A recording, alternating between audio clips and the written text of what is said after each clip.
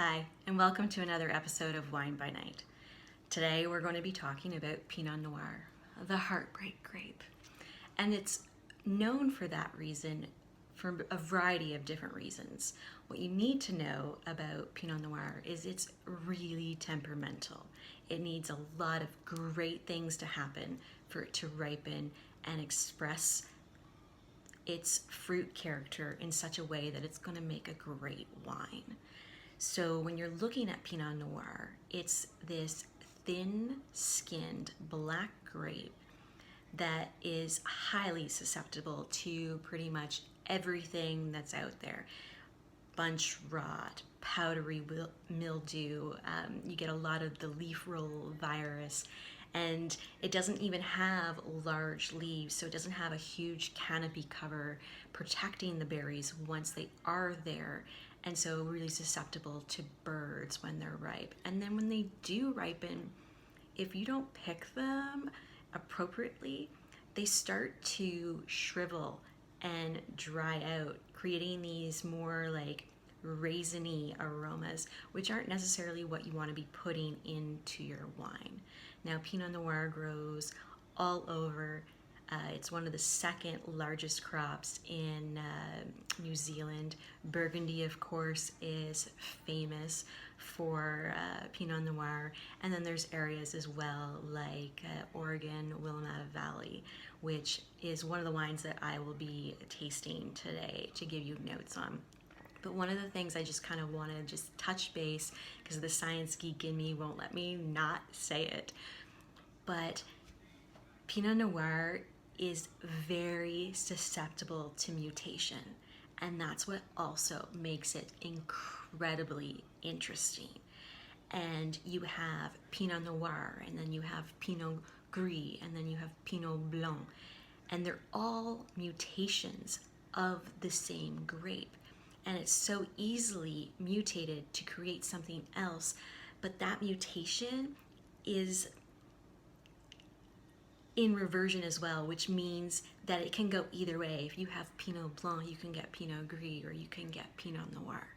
And that's why in those parcels that you see in Burgundy, the wine that is here versus the wine that is right next door can be so incredibly different. And for me, I think that's what makes Pinot Noir so interesting, because you can go from these really vibrant cherry fruity notes to then getting, like, in a warmer climate, you're getting the really rich, more jammier notes in that. So it's a broad spectrum wine. And also where it's thin-skinned, if you don't take care of that appropriately when you're fermenting, you can lose the color. And then you risk also over trying to get that color out. There's that fine balance of implementing things that are going to give you those negative, those bitter phenolic compounds. So if some people choose to ferment with whole clusters, which can increase the floral and the vibrant fruit notes to it. But at the same time, it's a risk because you have the seeds and you have the stems in there, which are going to contribute into those bitter phenolics that you could extract if your maceration process is too harsh. But today we're going to be talking about a wine. This is an aged Pinot Noir from Willamette Valley, and when I pulled it from my cellar, I left the dust on the bottle here for you so you could see it. So this is a Citation Oregon Pinot Noir, and I thought I would open it up. It's a 2004, so that's 16 years, which is incredible because my kids aren't even 16 years old. And I just wanted to kind of show you this wine.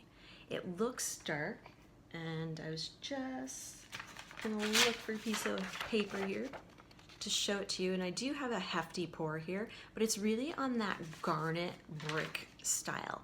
It's actually not as brown and the brick tones as I was expecting for as being aged as it is.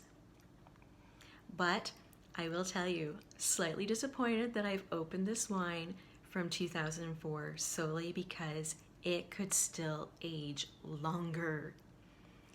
and it's my last bottle. On the nose of this one, it's slightly muted, but you can smell it from right about here. So it's a medium aroma. You're getting a little bit of floral. You're getting that earthiness to it, like that kind of mushroom umami smell to it. You're getting still that red cherry, but like there's a sweet note. I'd almost call it like a dried cranberry note. And then again, that floral, just like that blossom. And one of the things when you're like smelling your wine, today I'm just using one of my ISO glasses. It's nice to see that aromas have different weights to them. So if you smell from the bottom of your glass to the top of your glass, you can smell different things. So I encourage you to give that a try with whatever wine you're drinking. You might notice something that's a little bit different or something that you didn't notice before. Let's try it. 2004. I think it was a good year.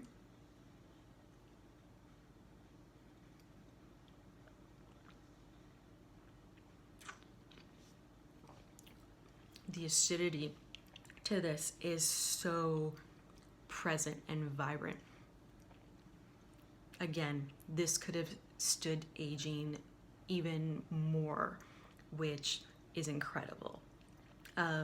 This one, again, on the palate, you're getting that really ripe, tart, red cherry, little bit of like that strawberry and raspberry notes. And the great thing is it's tart, which is an indication of the climate that it came from. So Oregon is kind of that cooler climate area. It's got some nice humidity there. It needs that season to be elongated to ripen this grape because it is the early bud, early flowering plant. So at the time of me filming this right now, we are at Easter in April. It's April the 11th, and they're getting to be about bud break this coming week, which is exciting, and I do wish I was there, but with all the things that are going on in the world right now, I don't believe there'll be a Pinot camp this year and things.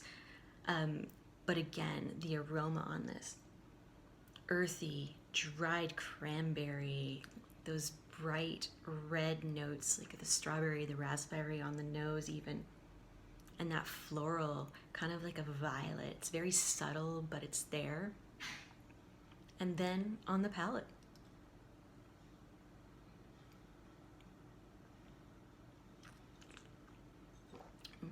medium tannins, they're definitely still present in here. The acidity is crisp, it's zingy.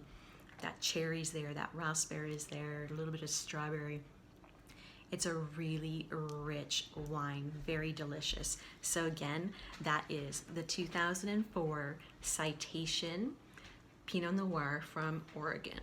And I hope that you can find it somewhere. I believe their next Citation release will be the 2005 that's coming out this year in 2020 and should be available in New Brunswick anytime now from what I've heard. But I believe it is also available in Nova Scotia if you're around that way and you can grab a bottle. I encourage you to do it. This one does carry a heftier price point, but considering it's 15, 16 years old and it's still worth drinking, it's right up there with really interesting, dynamic wines where you want to have one of these in your cellar to hang on to and even just to try so that you can experience that and all of the flavors. So if you did like this video, I do hope that you hit the subscribe button and then share it out so some of your friends will also find it. Please leave a comment if there's anything that you'd like to see. Happy to answer comments. Again, hit the subscribe button, and thank you so much for tuning in to another episode of Wine by Night. Cheers, y'all.